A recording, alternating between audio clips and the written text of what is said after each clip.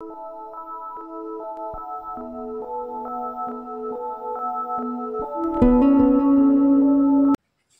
भवन्तु सुखिनः, सर्वे सन्तु निरामया, सर्वे भद्राणि पश्यन्तु, मा कश्चित् दुःख भाग् भवेत्। बंधुगण, मु कर्मकांड पुरोधा ज्योतिर्विद श्री उपेन्द्रनाथ दास मोर ज्योतिष चैनल उपेन्द्रनाथ ज्योतिष केन्द्र को आपण मानक हार्दिक स्वागत जनाऊँगी। आमे यही ज्योतिष शास्त्र क्रम आग को अधिक पढ़ी पढ़िका जाऊे। तेणु मोर अनुरोध, आपण जिते मोर चैनल टी देखुंती पाखरे खाताटीए कलमटीए रखंतु। आउ मो स्क्रीन उपरे जो नियम गुड़िक देखौची आउ से गुड़िक टिपिकी रखंतु। एगुड़िक भारी गुरुत्वपूर्ण जिनस। एगुड़िक फलित ज्योतिष शास्त्र रे एक चाबी सदृश। एगुड़िक आपन को घोषिया ग्रुप पड़िबो, मने रखिया को पड़िबो, आउ जानिबा को पड़िबो। एगुड़िक बहुत मूल्यवान नियम गुड़िक एगुड़िक आपन टिपिकी रखंतु, सर्वदा टिपिकी रखंतु।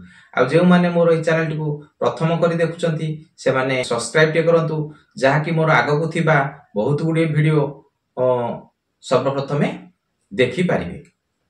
हौ आमे तो कुंडली रे विभिन्न भाव रे ग्रहरंकर विचार आलोचना करूछे।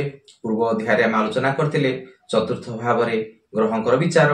आज आसतु सेही क्रम रे कुंडली रो पंचम भाव रे ग्रहंकर विचार करिबा। आउ आपण कुंडली खोली कि देखंतु, पंचम भावटी को चिन्हंतु। आउ सेही पंचम भाव रे यदि रवि बसिला ताहले कोन हेबो? से जातक वा जातिका अल्प संतति वाला हेबो, आउ क्रोधी हेबो, सदाचारी हेबो, बुद्धिमान हेबो, भल पाठ पढ़िला वालाटी हेबो, आउ धनर अभाव ता पाखरे रहिबो नाही। एई सब गुण रहिबो। तापरे चंद्र जदि कुंडली रो पंचम भाव रे बसिला ताहले कोन हबो? शुद्ध बुद्धि हेबो, चल चंचल हेबो, आउ सदाचारी हेबो, आउ क्षमावान हेबो, आउ शौखीन वाला हेबो।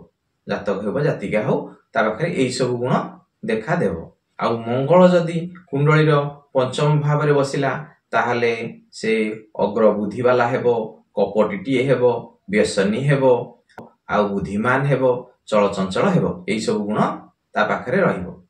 से बेली बुध जदि कुंडली रो पंचम भाव रे बसिला ताहले से संतान सुखर अभाव ता पाखे रहिबो। वृद्धावस्था रे संतान प्राप्ति हेबो।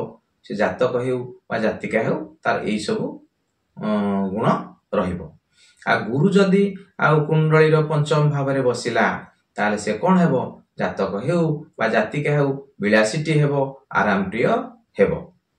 आ शुक्र जदि से भली कुंडली बसिला से जातक हेउ वा जातिका हेउ सद्गुणी हेबो, न्याय प्रिय हेबो, आस्तिक वाला हेबो, आउ दानीटी हेबो, आउ व्यवसायी करिया पई तार मनटी रहिबो, आ प्रतिभाशाली से हेबो, आउ वक्ता मध्य हेबो। आउ ग्रह मानकर स्थिति को नै एई सब विचार करिवा को पड़िबो। सेही भली कुंडली यदि पंचम भाव रे आउ शनि रहिला ताले कोन हबो? से व्यक्ति विशेष से जातक वा जातिका हेउ विद्वानटी हेबो, उदासीन हेबो, संतान युक्त हेबो, भ्रमणशील हेबो, चंचल हेबो, आ बात रोगीटी हेबो। आ सेही भली यदि राहु कुंडली रो पंचम भाव रे रहिला ताले से जातक वा जातिका भाग्यवान हेबो, आउ शास्त्र प्रिय हेबो, मंद मतितार रहिबो, आउ से उदार रोगीटी हेबो, आउ धनहीन हेबो, आ माता पिता को सम्मान देबो नाही।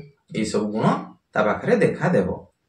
आउ सेही भली जदि केतु आउ कुंडली रो पंचम भाव रे रहिला तारे तार कुबुद्धि हेबो, आउ परर अनिष्ट चिंता से सब बेले करिवो। तार मनटी एई परि रहिबो।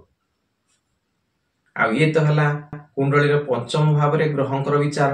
आउ जेते बेले एही पंचम भाव रो ग्रह को विचार करूथे से ग्रहंकर स्थिति, ग्रहंकर अवस्थिति, से को अवस्था अछंती याकू टिके विचार करी देखि फलित कथा आपण कहिले अधिक सठिक हेबो। हौ आपण मानकु मोर सबले अनुरोध, जेते बेले आपण देखुचंती मोर एही भिडियोटी को आपण पाखरे खाता टे कलम टे रखंतु, आ स्क्रीन ऊपर एही नियम गुड को टिपिकी रखंतु, आ आपनकर बहुत कामेरे आसीबो। ଆଉ ରହୁଛି ମୁଁ କର୍ମକାଣ୍ଡର ପୁରୋଧା ଜ୍ୟୋତିର୍ବିଦ ଶ୍ରୀ ଉପେନ୍ଦ୍ରନାଥ ଦାସ।